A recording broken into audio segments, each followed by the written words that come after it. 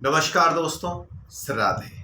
आप देख रहे हैं अपना पसंदीदा चैनल ज्योतिष पंचांग। मित्रों, आज हम बात करेंगे पश्चिम मुखी मकान की बात करेंगे।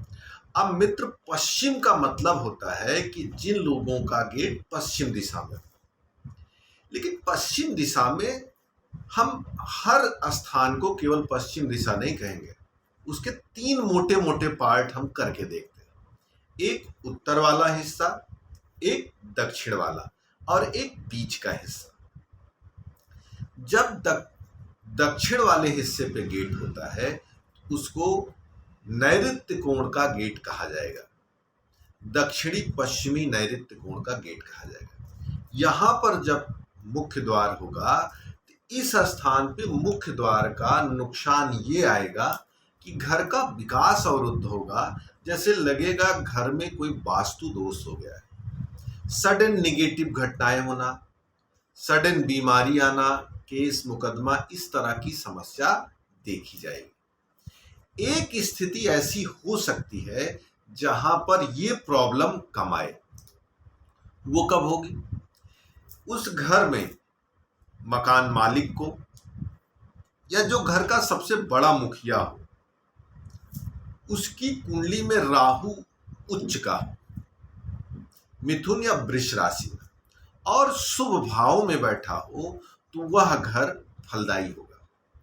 लेकिन तब भी मैंने अनुभव में देखा है कि घर में किसी न किसी मेंबर को संतान सुख की कमी रहती है, या संतान होगी तो मेल चाइल्ड कम होती है, फीमेल चाइल्ड ज्यादा होती है, या उसको कोई न कोई समस्या जैसे वैवाहिक या फिजिकली दिक्कत देखी जाती है।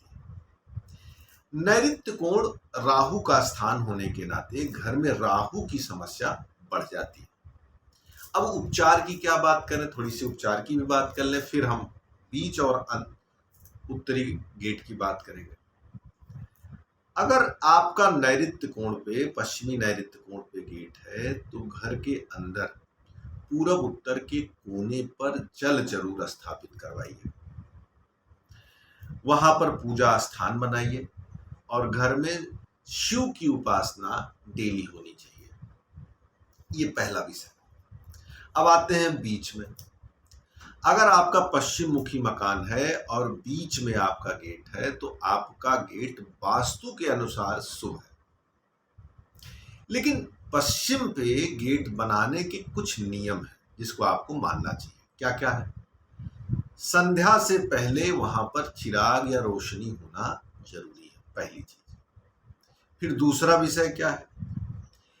पश्चिम दिशा शनि की दिशा है, न्याय की दिशा है। इस दिशा में आपका मुख्य द्वार है तो कभी भी घर में निगेटिव पैसा मत लाइए। अगर आपने निगेटिव पैसा लाया है तो शनि हड्डियों के कारक हैं, शनि रोग और पीड़ा के कारक हैं, मृत्यु के कारक हैं, आयु के कारक हैं। इन सब चीजों में घर में किसी न किसी को थोड़ी बहुत दिक्कतें आनी शुरू हो जाएंगी। सबसे ज्यादा मैंने देखा दवाई पे खर्च बढ़ जाता है। इस नाते कोशिश करें कि अगर आपका पश्चिम मुखी मकान है और पश्चिम में मध्य है तो घर में सात्विक माहौल बनाएं और सूर्यास्त से पहले वहां पर रोशनी होनी चाहिए और निगेटिव पैसा ना लाएं। और परिवार के सदस्य सात्विक जीवन जिए, चारित्रिक से लेकर सभी विषयों पर विशेष ध्यान रखें। अब आखिरी पायदान पे आता है उत्तर और पश्चिम, जिसको वायव्य कोण कहा जाएगा। इस स्थान पे जब मुख्य द्वार हो जाता है तो घर में थोड़ी अस्थिरता बढ़ जाती है। मैंने तो कई बार देखा घर के सदस्यों के पैर और घुटनों में दिक्कत आने लगती है और जो प्लान बनता है वो बन नहीं पाता। बच्चों के चरित्र, स्वास्थ्य और शिक्षा का जो फ्लो होता है वो अच्छा नहीं जाता है। घर का वास्तु वायव्य कोण पर प्रभावित होने के नाते घर में लोगों को चंचलता ज्यादा रहती है। पैसा आने में कई बार कमी नहीं देखी जाती, लेकिन जैसे पानी की तरह बहता रहता है, पैसा फ्लोइंग रहता है।